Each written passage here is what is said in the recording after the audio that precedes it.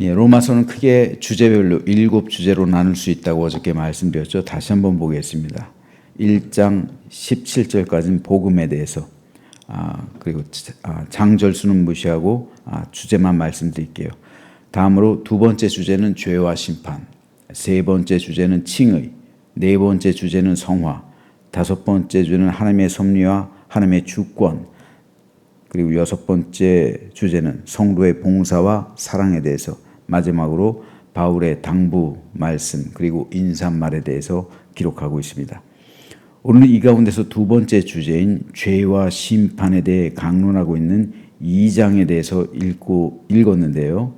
2장은 크게 세 문단으로 나눌 수가 있습니다.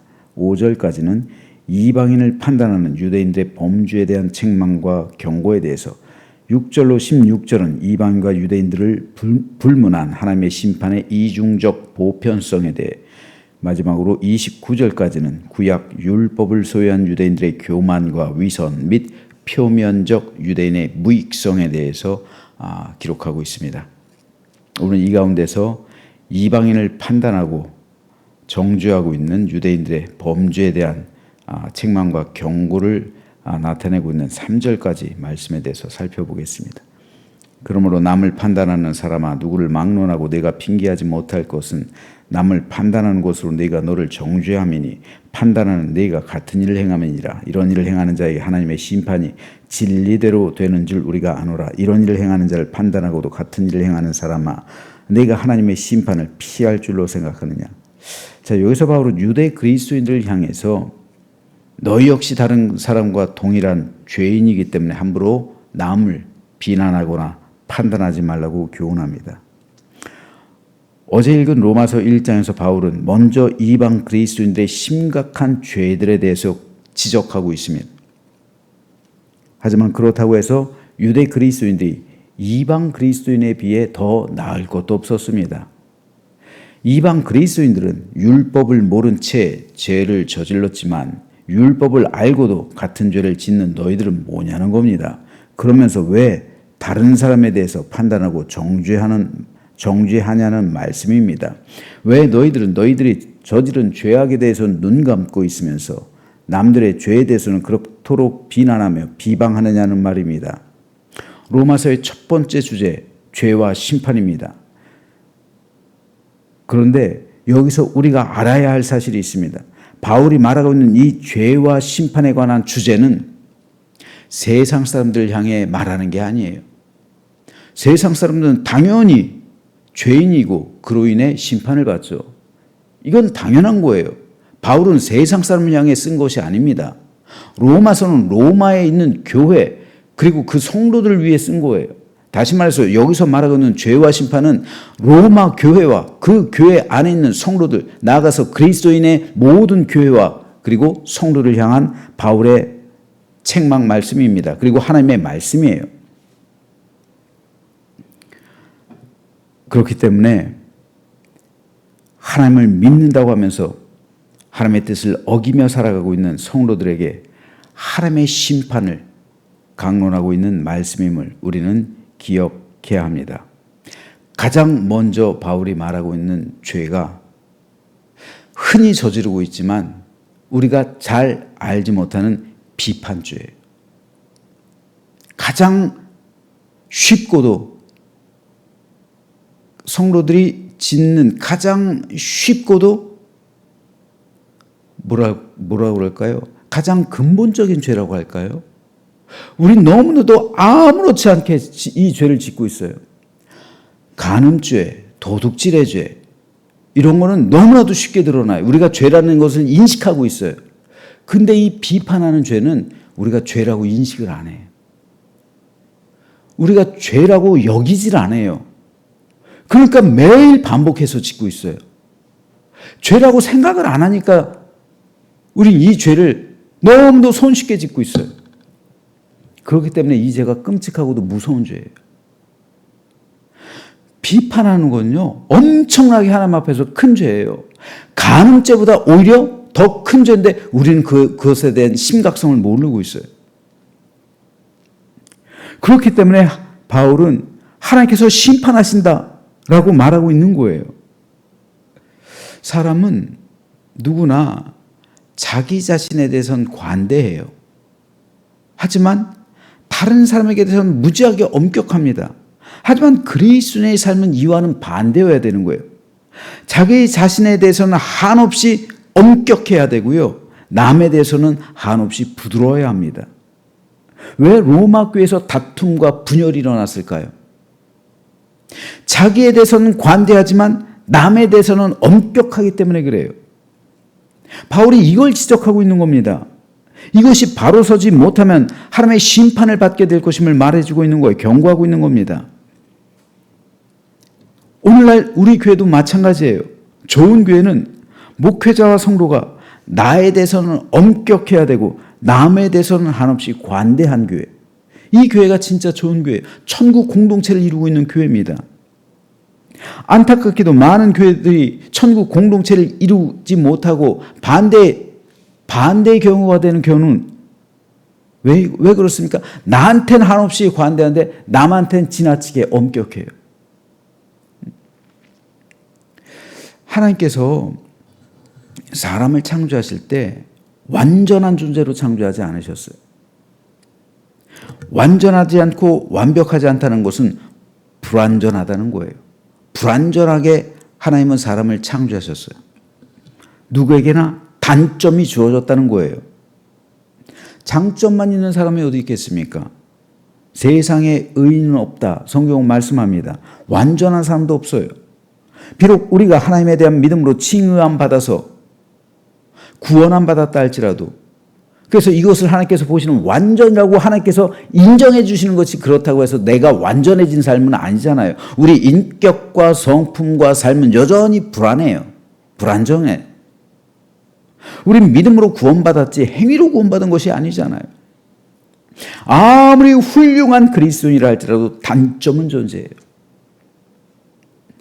따라서 지상에서 천국 공동체를 이루기 위해선 우리는 단점이 아니라 장점을 봐야 돼요.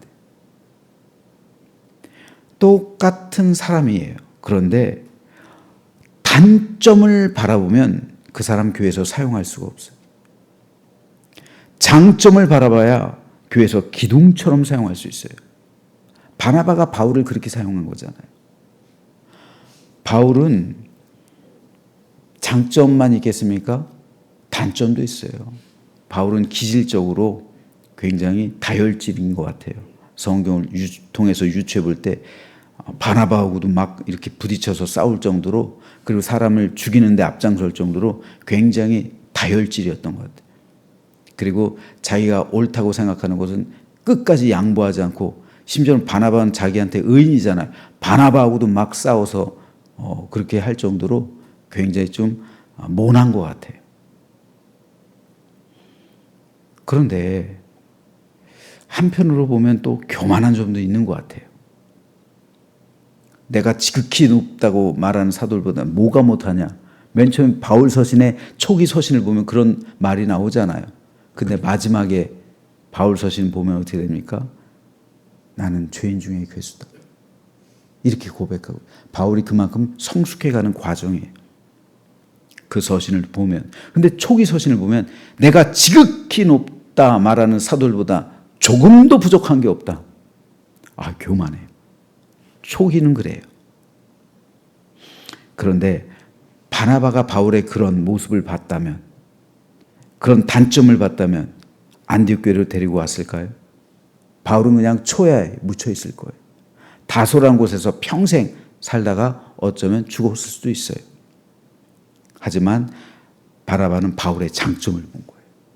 복음을 향한 열정, 그가 가지고 있는 지식, 그리고 하나님을 체험한 것, 예수님을 만난 것, 장점을 바라보고, 야, 바울만한 사람이 없다. 바울. 다른 사람들이 다 꺼려할 때, 이 사람 우리 동료를 스데반 죽이는데 앞장섰던 사람이잖아. 이 사람 그리스도인을 죽이려고 다메섹까지 가던 사람이잖아. 아, 이런 사람 어떻게 믿지? 그럴 때 바울을 소개시켜줘. 연결시켜줘서 교회 전면으로 부상시킨 사람이 바나바예요. 장점을 봤기 때문에. 오늘도 마찬가지입니다. 누군가의 단점을 보면 저도 여기 못 서 있어요. 여러분이 제 단점만을 지적하면서 말한다면 전 진작 우리 위해서 사임해야죠. 장점을 바라봐 주시기 때문에 저를 사랑해 주시는 거예요. 단점이 분명히 있음에도 불구하고 장점으로 제 단점을 덮어주기 때문에 여러분이 저를 사랑해 주시는 것이고 제가 이 자리에 있는 것이고 우리 교회가 화목한 거예요. 마찬가지예요. 단점을 바라보면 그 사람 사용할 수가 없어요.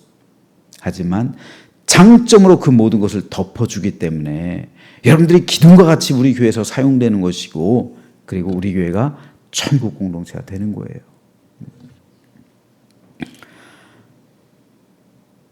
그런데 실상은 어떻습니까? 우리들의 모임 가운데선 주로 어떤 말이 나옵니까? 여러분 통계에 의하면 부정적인 말이 긍정적인 말에 비해 4배 힘이 있다고 그래요. 4배. 사람들의 관심사 역시 긍정적인 소식보다는 부정적인 소식을 4배 더 빠르게 전파한다고 그래요. 좋은 소식은 흘려들어요. 그런데 안 좋은 소식은 전파하고 다녀요. 이거예요. 좋은 소식은 그냥 그래? 하고 넘어가요. 근데 안 좋은 소식은 그 대화에 적극 참여하고 싶어요. 근데 여러분 부정적인 말을 하는 순간 내 입술은 부정해지는 거예요. 그래서 선지자 이사야가 맨 처음 하나님을 만나게 됐을 때 화로다 내 입술이요 내가 망하게 되었도다. 그렇죠? 나는 입술이 부정한 자이니 어찌 하나님의 말씀을 전하리까? 그래서 제단 숯불을 가지고 그 입에 댄 거잖아요. 맨 처음에 선지자로 부름받았을 때 가장 먼저 하나님께서 하늘 제단에서 숯불을 가져다가 그 입에 댄 거잖아요. 그래서 이로써 내 부정이 제하여졌다. 이 부정한 입으로 우리 가정에서 이야기를 한다면 가정이 부정해지는 것이고요. 우리 교회에서 이야기 꽃을 피우면 교회가 부정해지는 거, 오염되는 겁니다. 가장 손쉽고도 가장 큰 죄가 우리 곁에 있는데 우리는 너무나도 쉽게 이 죄를 저지르고 있어요. 그래서 예수님께서 이렇게 말씀하세요. 비판하지 말라. 그래야만 너희가 비판받지 않을 것이요. 정죄하지 말라. 그래야만 너희가 정죄받지 않을 것이요. 용서하라. 그러면 너희가 용서받을 것이요. 주라. 그리하면 너희에게 줄 것이니 곧 후히 되어 누르고 흔들어 넘치도록 하여 너희에게 안겨주리라. 너희가 헤아리는 그 헤아림으로 너희도 헤아림을 도로 받을 것이니라. 예수님의 말씀이세요. 예수님의 말씀처럼요. 비판은 곧 정죄예요. 내가 누군가를 비판하는 순간 그 사람을 정죄하고 있는 거예요. 그리고 정죄라는 것은 곧 심판이에요. 심판 판결을 내리는 겁니다. 왜 비판의 죄가 크냐면요. 누군가를 내가 비판한다는 것은 내가 그를 정죄하고 있는 것이고 나 자신 누군가를 정죄한다는 것은 나 자신 스스로 하나님의 자리에 앉아 있는 거예요. 그러니까 이 죄가 끔찍하게 큰 죄라고요. 간음죄보다 오히려 이 죄가 큰 거예요. 왜요? 간음죄는 그래도 하나님의 자리에는 앉지 않잖아요.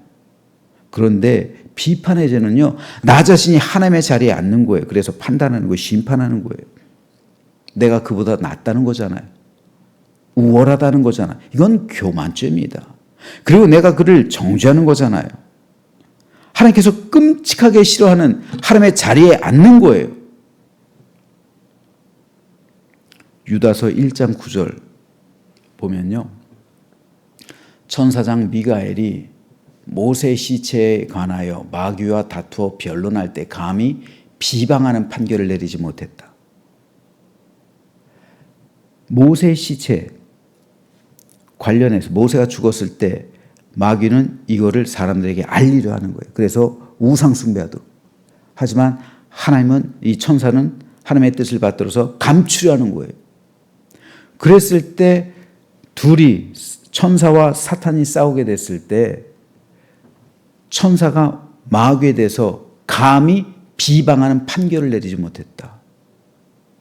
정죄하지 않았다는 거, 못했다. 정죄하지 않은 게 아니라 정죄할 수 없었다는 거. 왜요? 정죄, 심판은 오직 하나님의 권한이기 때문에.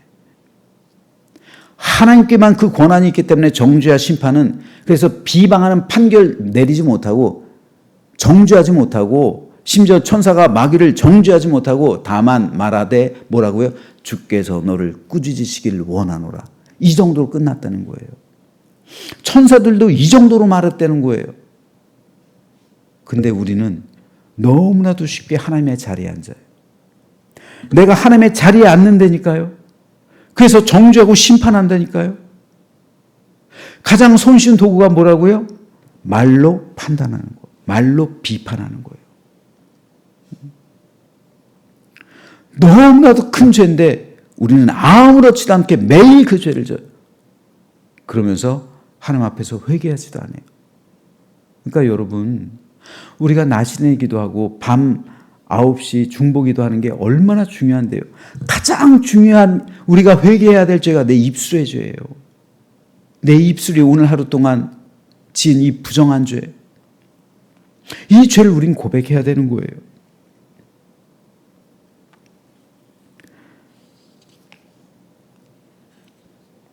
또 내가 그를 비판하는 것이 잘못된 이유가 한 가지 더 있는데요. 그 이유는 나 역시 완전하지 않으면서도 그를 비판한다는 것은 나 자신에 대해서 눈 감고 있다는 것을 말해요. 이에 대해 바울은 이렇게 말해요. 형제들아, 사람이 만일 무슨 범죄한 일이 드러나거든 신령한 너희는 온유한 심령으로 그러한 자를 바로잡고 너 자신을 살펴봐. 너도 시험 받을까 두려워하라. 너도 그런 존재니까, 너도 그런 존재니까 조심하라는 거예요. 오히려 그 사람이 죄를 범할 때, 잘못할 때, 실수할 때, 나도 저럴 수 있지. 나를 살피면서 나 자신에 대해서 먼저 적용해 보면서 그를 온유한 심령으로, 왜요? 내가 분명히 저럴 수 있는 존재인데 불행하게 지금은 저 사람이 저렇게 하고 있는데 나의 입장에서 저 사람을 온유함으로 바로잡을 수 있도록 노력하라는 겁니다. 이건 겸손이에요. 그러므로 그 형제가 죄를 지은 것으로 비판하거나 정죄할 것이 아니라 너도 그럴 수 있는 존재니까 두려워하며 근신하라는 것이 성경의 말씀입니다. 그렇게 온유한 마음으로 성도를 바로잡아주고 그에게 버팀목이 되어주고 그에게 회개할 수 있는 기회를 주고 교회의 질서를 바로잡아 나갈 때 그 교회는 천국 공동체가 되는 거예요. 저는 우리 교회가, 그리고 저와 여러분 모두가 그런 교회와 목회자와 성도가 되기를 바랍니다. 그래서 이제부터 비판이 아니라 격려를 해주고, 정죄가 아니라 용기와 희망을 주고, 판단이 아니라 사랑과 축복함으로 천국 공동체를 이루어서 참된 기쁨과 사랑 가득한 우리 교회를 이루어 나가시기를, 주님의 한 몸 되시기를 주님의 이름으로 축원합니다.